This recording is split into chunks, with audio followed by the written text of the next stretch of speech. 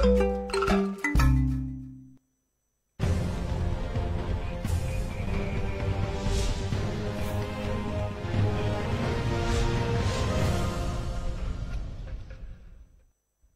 sommaire de cette édition, le Premier ministre Rimtalba Jean-Emmanuel Ouedraogo a procédé ce matin à la remise d'un premier lot de 155 bus sur un total de 530 bus qui seront mis en circulation pour faciliter la mobilité des élèves, des étudiants et l'ensemble des citoyens, à suivre dans ce journal.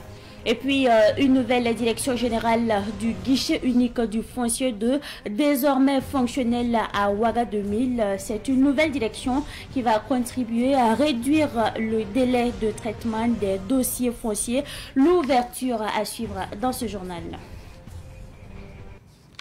Mesdames et messieurs, bonsoir et bienvenue à ce rendez-vous consacré à l'actualité sur Savan TV. À la fin de cette année 2025, la Sotraco aura 500 bus pour renforcer son parc.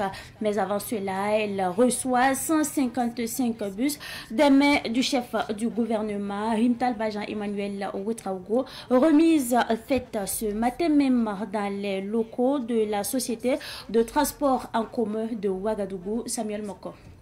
155 bus sur un total de 500 remis au ministre d'État en charge de la mobilité, Émile Zerbo, pour le compte de la Sotraco.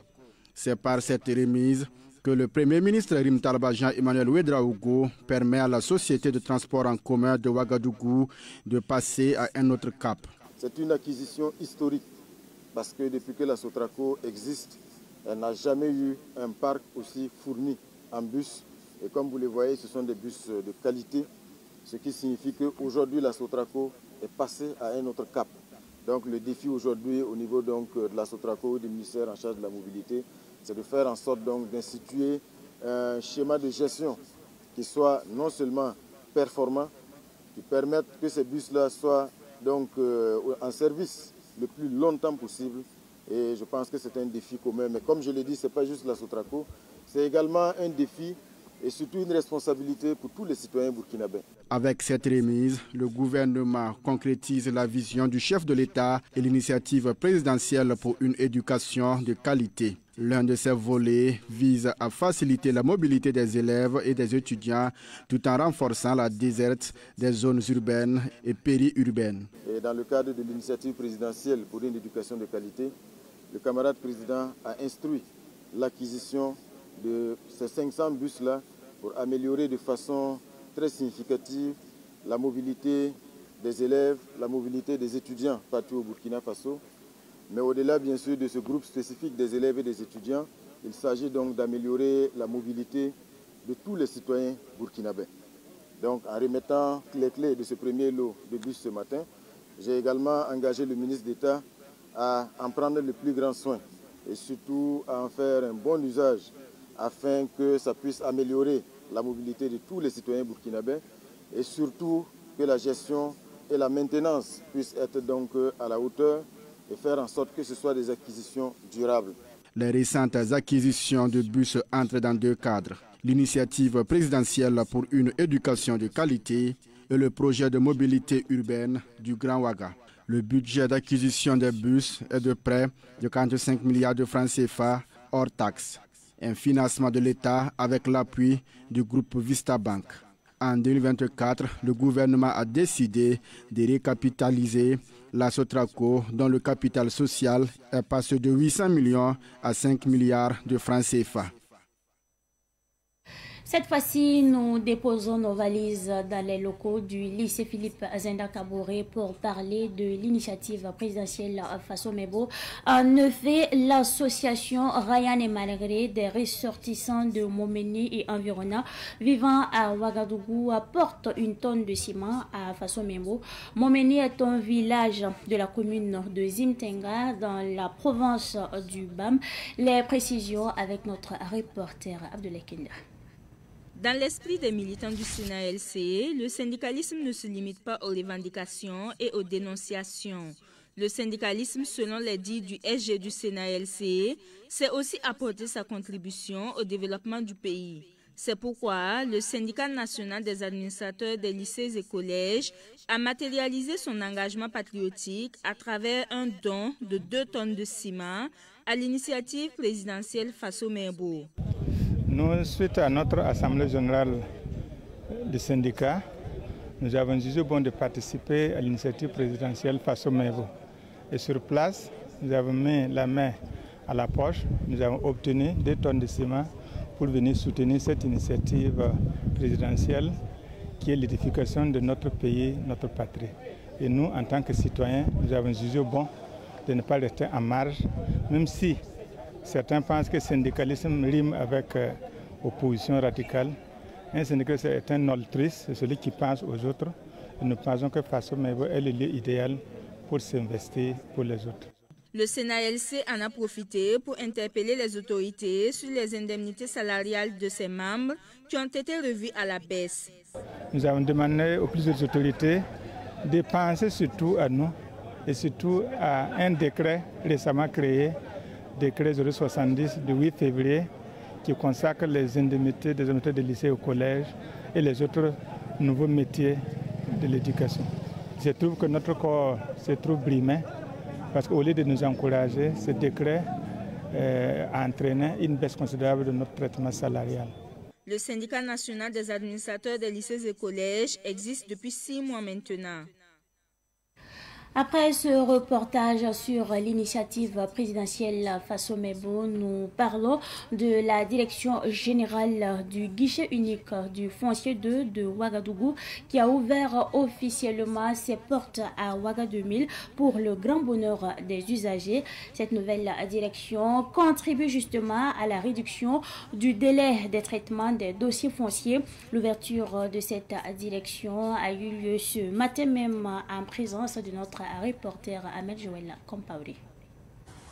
Dans ce bâtiment R+2 est logée la direction du guichet unique du foncier de Ouagadougou. Cette nouvelle direction vient désengorger la première et apporter une nouvelle technologie pour soulager les usagers. Plusieurs services fonciers seront offerts par cette nouvelle direction. Et les services effectivement que nous rendons, il faut dire qu'on a 4 services. Le service de délivrance de titres et des opérations de mutation, pour tous ceux effectivement qui veulent demander des titres d'occupation, que ce soit des permis urbains d'habiter, des permis d'exploiter ou même des titres de propriété. On a un receveur des impôts qui effectivement est chargé d'encaisser le paiement, parce que pour délivrer un titre, il faut dans un premier temps payer des droits et taxes liés.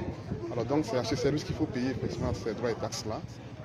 On a également un service des évaluations et des opérations de bornage qui procède aux évaluations des terrains. Et enfin, on a un service de gestion des moyens qu'on met à notre disposition.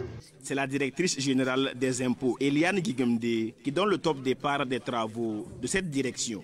D'une part, nous savons que les usagers avaient à parcourir de très longues distances pour venir déposer leur dossier.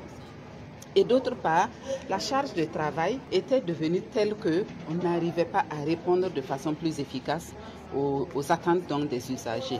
Les autorités ont donc bien voulu accorder ou autoriser la scission de cette direction en 2 guichets pour pouvoir rapprocher l'administration des usagers et également partager la charge de travail de façon à permettre une prise en charge beaucoup plus fluide, beaucoup plus rapide et délivrer vraiment les différents titres dans les délais raisonnables. Cette direction comprend une équipe d'assistance CICAD qui est une plateforme pour la gestion foncière. Toutes les transactions foncières doivent forcément passer par CICAD.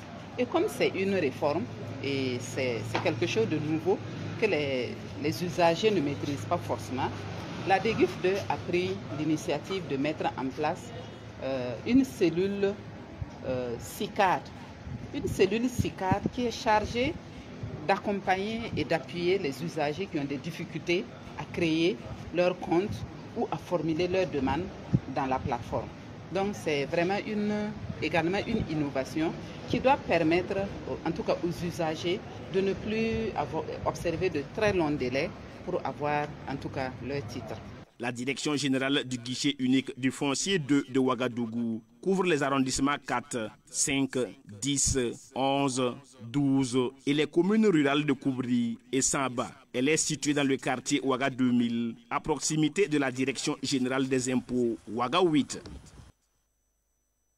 Eh bien, l'actualité de ce soir est également marquée par la brigade des volontaires pour la défense de la patrie, BVDP, qui renforce sa collaboration avec la coordination nationale de la veille citoyenne CNAVC.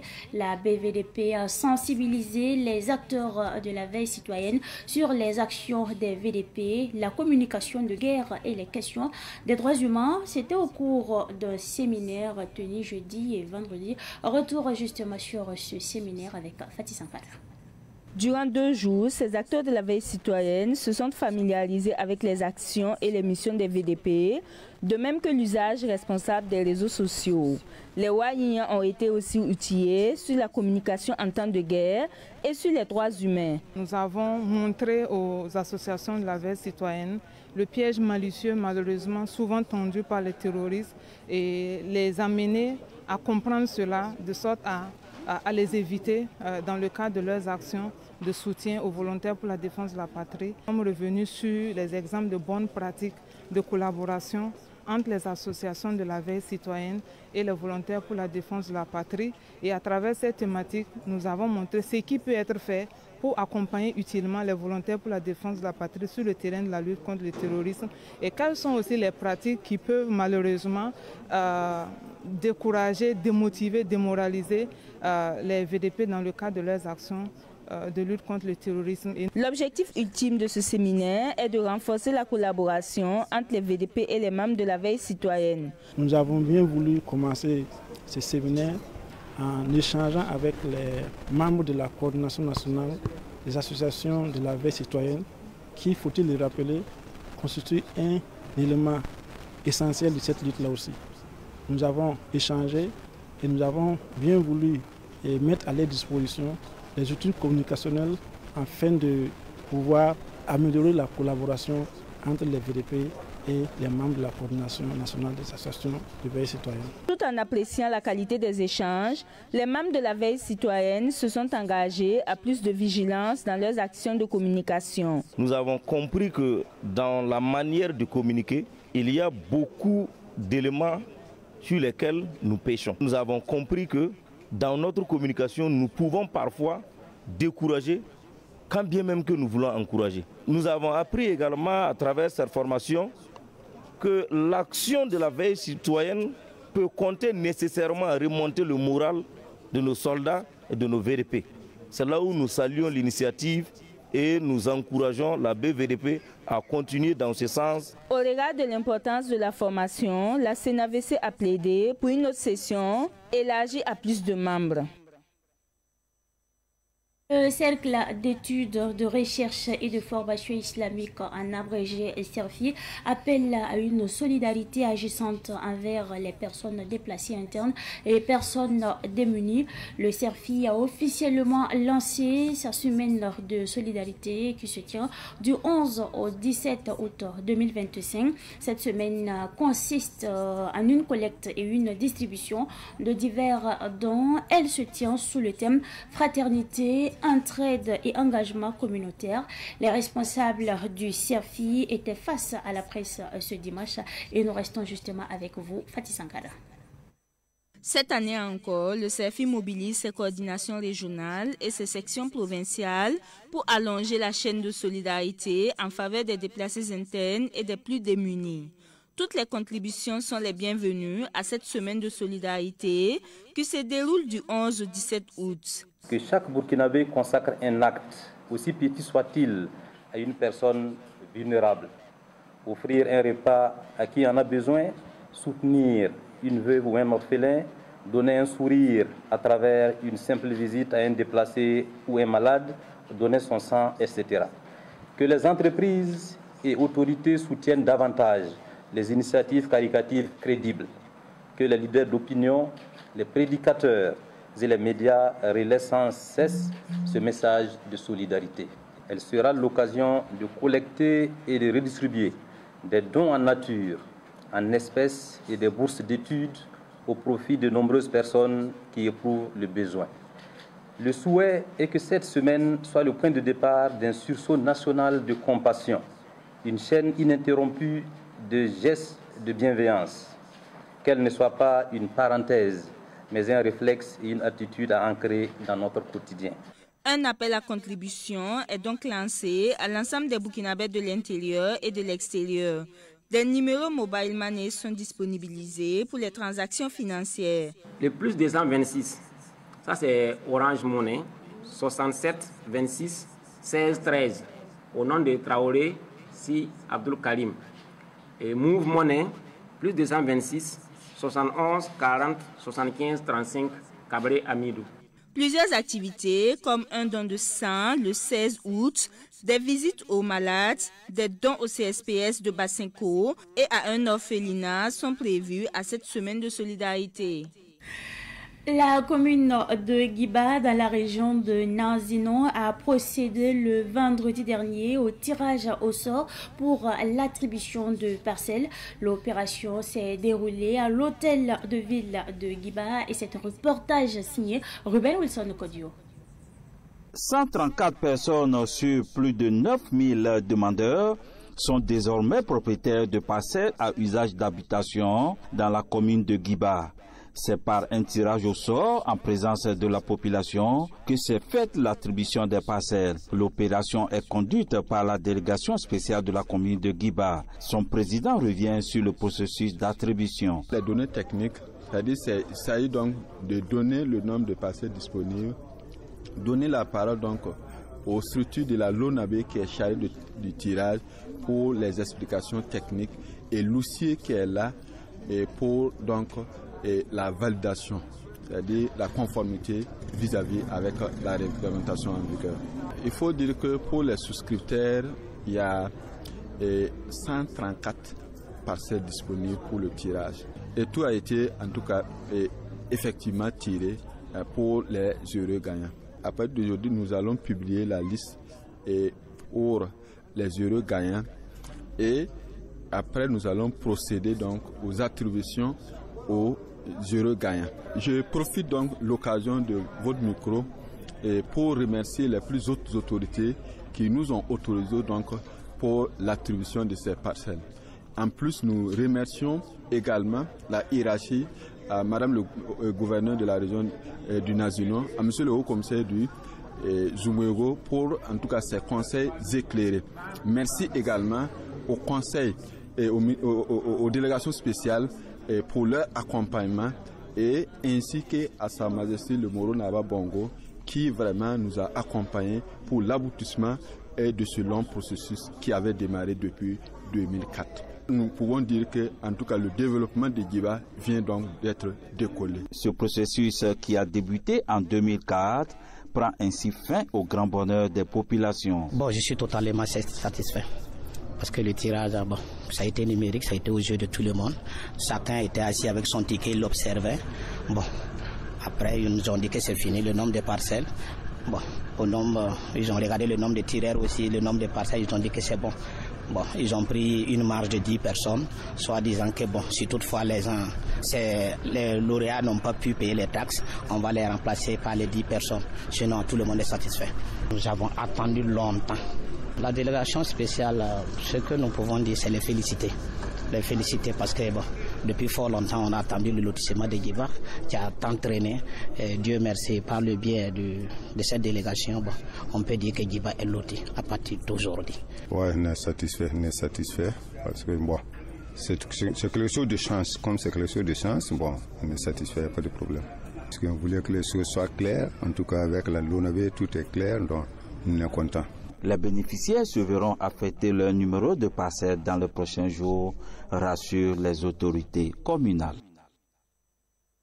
Dans le cadre de l'initiative présidentielle pour la production agricole et l'autosuffisance alimentaire au Burkina Faso, la commune de Kokologo, dans la province du Boulkiamde, région de Nando, a bénéficié de l'accompagnement de l'État pour la circonstance. Une grande superficie risicole a été justement aménagée dans le bas-fond de Basse-Ziri. On fait le point avec notre correspondant Sherifa Boukari. Ce sont plus de 300 riziculteurs qui exploitent le bas-fond de Basse-Ziri. À notre arrivée sur les lieux, nous avons été reçus par deux responsables chargés de l'exécution des travaux. L'un des responsables, Ludovic Sawadogo, adjoint du chef de chantier, évoque quelques difficultés liées à l'exploitation de ce bas-fond. C'est des initiatives présidentielles. Bon, par rapport à ça, nous sommes venus pour l'aménagement de ce bas-fond. Au total, nous avons réalisé 42 hectares. Bon, les difficultés rencontrées, c'est surtout question de cailloux, que nous on appelle les melons techniquement, voilà, par rapport à l'enrochement de nos diguettes qu'on a réalisées dans le bas-fond. Une mission de la présidence du Faso était ce jour-là au bas-fond. Des investisseurs étrangers étaient de la partie afin de constater de visu les productions. Alors, cette visite entre dans le cadre d'une mission de la présidence qui est passée avec le conseil spécial d'Abdelrahmane Konaté, ainsi que des partenaires et des investisseurs qui sont venus. Et ils ont voulu donc regarder un peu ce que les producteurs font tout autour.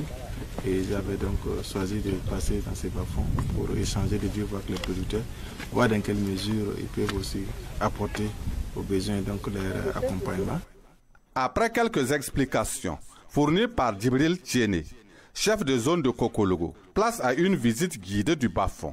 Inoussa Ouedraogo, coordonnateur technique de l'initiative présidentielle pour la production agricole et l'autosuffisance alimentaire, exprime sa satisfaction au terme de la visite. Malgré donc les caprices pluviométriques, voir un bas-fond qui se tient comme ça, c'est que vraiment il faudra les tirer les chapeaux, remercier les agents d'encadrement et tous les techniciens qui sont là, qui travaillent pour que vraiment cette réalité puisse voir les jours. Cette visite est une invite à mieux faire pour la réussite de l'initiative présidentielle, selon Djibril Tiéné, chef de zone d'appui technique de l'agriculture de la commune de Kokologo. Merci à la délégation qui est venue de la présidence pour visiter un peu les activités que nous menons ici. Ils sont venus avec des étrangers pour venir montrer un peu les technologies appliquées ici. Nous, en tant qu'agents, ça nous donne encore plus de courage d'aller de l'avant dans ce que nous faisons. Le bas-fond de Basse-Ziri, dans la commune de Kokologo, s'étend sur une superficie de 42 hectares avec 320 exploitants, dont 230 femmes et 90 hommes. Ne vous inquiétez pas, tout ira bien. Continuez d'y croire et n'arrêtez jamais de multiplier vos efforts. Personne ne sait quand viendra la chance. Ça pourrait être un lundi, un mardi ou un dimanche. Mais tout ce que vous devez savoir, c'est de ne rien lâcher dans la vie. C'est tout pour cette édition du soir que j'ai pris en tout cas du plaisir à vous présenter. Merci à vous pour votre constante fidélité. Excellente suite de programmes, accompagné bien sûr des programmes de la télévision. De nouvelles idées.